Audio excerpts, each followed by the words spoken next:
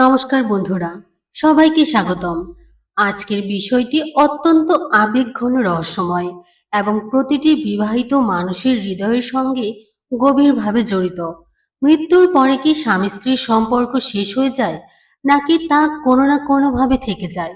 এই প্রশ্নটি আমাদের হৃদয়ে তখনই জাগে যখন কারো জীবনসঙ্গী এই পৃথিবী ছেড়ে চলে যান। যে মানুষটির সঙ্গে আমরা সারা জীবন একসঙ্গে থাকার শপথ নিয়েছিলাম, সুখ দুঃখ ভাগ করেছি, অগ্নিকে সাক্ষী রেখে সাত পাকে ঘোরা হয়েছে, একসঙ্গে বাঁচা মরার প্রতিজ্ঞা করা হয়েছে। মৃত্যুর পরে কি সেই সম্পর্ক সত্যি শেষ হয়ে যায়, নাকি আত্মার স্তরে সেই বন্ধন চিরকাল অটুট থাকে? যখন কারো স্বামী বা স্ত্রী এই সংসার থেকে চিরতরে বিদায় নেন, তখন পেছনে থেকে যাওয়া মানুষের মনে একটাই প্রশ্ন বারবার ঘুরতে থাকে: আমরা কি আবার কখনো মিলিত হব? পরের জন্মে কি সেই একই জীবনসঙ্গীকে আবার পাওয়া যাবে, নাকি এই সম্পর্ক শুধুই এই জন্ম পর্যন্ত সীমাবদ্ধ ছিল? এই প্রশ্নগুলোর উত্তর খুঁজতে হলে আমাদের ধর্মশাস্ত্র, বিশেষ করে গরুড় পুরাণ এবং আত্মার তত্ত্ব ভালোভাবে বুঝতে হবে। হিন্দু ধর্মে বিবাহ কেবল একটি সামাজিক প্রথা নয়, এটি 16টি সংস্কারের মধ্যে একটি পবিত্র সংস্কার। বিবাহের সময় অগ্নিকে সাক্ষী রেখে স্বামী স্ত্রী সাত পাক ঘোরেন। এই সাত পাক ঘোড়ায় তারা সাতটি প্রতিজ্ঞা করেন: একসঙ্গে থাকার, একে অপরকে রক্ষা করার, ধর্ম পালন করার এবং সারা জীবন পাশে থাকার অঙ্গীকার করেন। প্রায়ই বলা হয় এই সম্পর্ক 7 জন্মের। কিন্তু প্রশ্ন হলো সত্যিই কি স্বামী স্ত্রী 7টি আলাদা জন্ম পর্যন্ত একসঙ্গে থাকেন, নাকি এই কথার ভেতরে অন্য কোনো গভীর অর্থ লুকিয়ে আছে? গরুড় পুরাণ অনুযায়ী আত্মা অজর, অমর, দেহ নশ্বর। একদিন তা ধ্বংস হবেই, কিন্তু আত্মা কখনো মরে না। মৃত্যু হলে কেবল দেহের অবসান ঘটে, আত্মার নয়। আত্মা তার নিজস্ব কর্মফলের ভিত্তিতে এক দেহ ত্যাগ করে অন্য দেহে প্রবেশ করে। অর্থাৎ মৃত্যুই শেষ নয়, এটি কেবল এক পরিবর্তন। এখন প্রশ্ন হলো স্বামী স্ত্রীর সম্পর্ক কোন ভিত্তিতে গড়ে ওঠে? দেহের উপর নাকি আত্মার উপর? যদি সম্পর্ক কেবল দেহভিত্তিক হয়, তাহলে মৃত্যুর সঙ্গে সঙ্গেই তা শেষ হয়ে যায়। কিন্তু যদি তা আত্মার স্তরে গড়ে ওঠে, তবে এটাও সম্ভব মৃত্যুর পরে সেই বন্ধন কোনো না কোনোভাবে থেকে যায়। ধর্মশাস্ত্র বলে এই সংসারে যেসব সম্পর্ক গড়ে ওঠে সেগুলি পূর্বজন্মের কর্মের ফল। কোনো মানুষ আমাদের জীবনে অকারণে আসে না। স্বামী স্ত্রীর মিলনও নিছক কাকতালীয় নয়, এটি এক গভীর কর্মবন্ধন। অনেক সময় বলা হয় যেসব আত্মার মধ্যে গভীর টান, প্রেম এবং ঋণ বন্ধন থাকে, তারা বারবার একে অপরের জীবনে ফিরে আসে।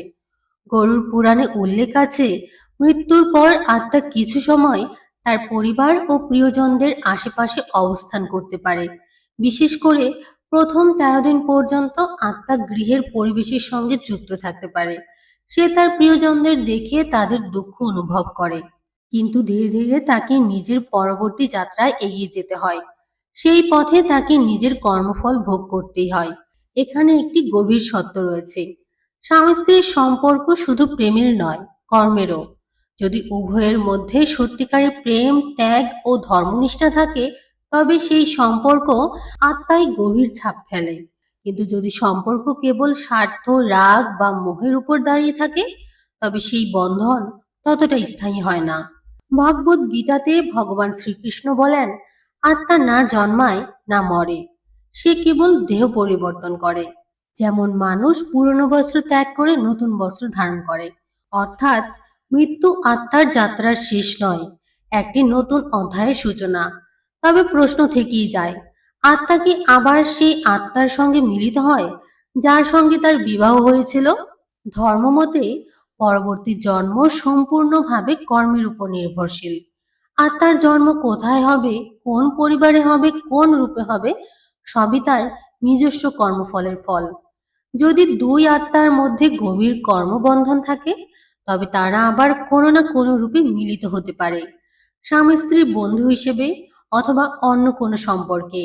কিন্তু এটি নিশ্চিত নয় যে প্রত্যেক স্বামী স্ত্রী পরের জন্মেও স্বামী স্ত্রী হবেন। 7 জন্ম কথাটির অর্থ হতে পারে যতদিন কর্মবন্ধন শেষ না হয় ততদিন আত্মারা কোনো না কোনোভাবে যুক্ত থাকে। যদি দুই আত্মার মধ্যে কোনো অসম্পূর্ণ কর্ম, অসমাপ্ত অনুভূতি বা অপূর্ণ দায় থেকে যায়, তবে তারা আবার মিলিত হতে পারে। আর যদি ঋণবন্ধন সম্পূর্ণ হয়ে যায় তবে তারা পৃথক পথে এগিয়ে যায়। এই সত্যটি অনেকের কাছে কঠিন মনে হতে পারে, কিন্তু আত্মার যাত্রা মূলত ব্যক্তিগত। প্রত্যেক আত্মাকেই নিজের কর্মফল নিজেকেই ভোগ করতে হয়। এখন একটি আবেগঘন প্রশ্ন, যদি কেউ তার জীবন সঙ্গীকে সত্যিকারের ভালোবাসে, তবে কি সেই প্রেম তাকে পরের জন্মেও একই আত্মার কাছে নিয়ে যেতে পারে? ধর্ম বলে নিঃস্বার্থ ও নির্মল প্রেম আত্মাকে শুদ্ধ করে। এমন প্রেম আত্মাদের মধ্যে গভীর সংযোগ তৈরি করতে পারে, তবে সেটিও কর্মের নিয়মের মধ্যেই সম্ভব। অনেকেই বলেন তারা স্বপ্নে প্রয়াত জীবনসঙ্গীকে দেখেন এবং অনুভব করেন তিনি যেন এখনো আশেপাশেই আছেন। শাস্ত্রীয় মতে কিছু সময়ের জন্য আত্মা প্রিয়জনদের প্রতি আকৃষ্ট হতে পারে, কিন্তু শেষ পর্যন্ত তাকে নিজের পথেই এগোতে হয়। তাহলে কি মৃত্যুর পরে স্বামী স্ত্রীর সম্পর্ক শেষ হয়ে যায়? এই সরল উত্তর হ্যাঁ বা না, কোনোটিই নয়।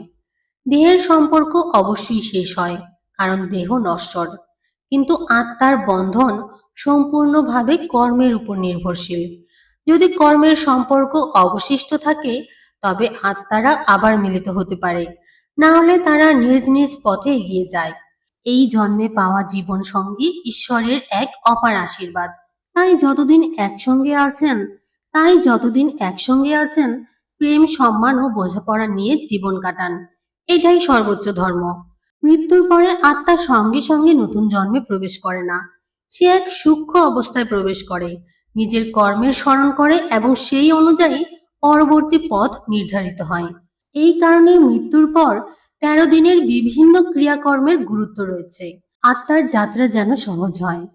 আরেকটি গুরুত্বপূর্ণ প্রশ্ন, যদি স্বামী বা স্ত্রীর একজন অল্প বয়সে মারা যান তবে অন্যজনের পুনর্বিবাহ কি ভুল?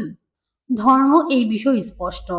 জীবনসঙ্গীর মৃত্যু হলে অন্যজন নতুন করে জীবন শুরু করতে পারেন, কারণ আত্মার পথ আলাদা হয়ে গেছে। জীবন থেমে থাকা ধর্ম নয়, জীবন এগিয়ে চলার নাম।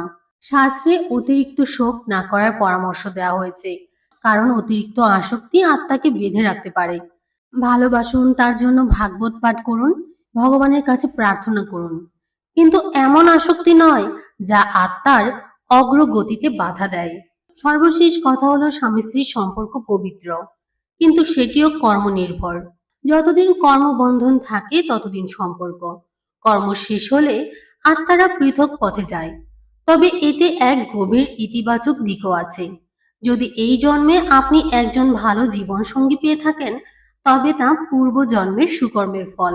আর যদি এই জন্মে প্রেম, সম্মান ও ধর্মের সঙ্গে সম্পর্ক পালন করেন, সেই শুভ শক্তি ভবিষ্যতেও কোনো না কোনোভাবে প্রতিফলিত হতে পারে। এই জগতে কোনো সম্পর্কই চিরস্থায়ী নয়, আত্মা ও পরমাত্মার সম্পর্ক ছাড়া। সুতরাং ভবিষ্যতের চিন্তায় না ভুগে বর্তমানকে সুন্দর করে তুলুন। অহংকার, রাগ, তিক্ততা দূরে রাখুন, কারণ কে জানে এই সঙ্গ হয়তো শুধু এই জন্মের জন্যই।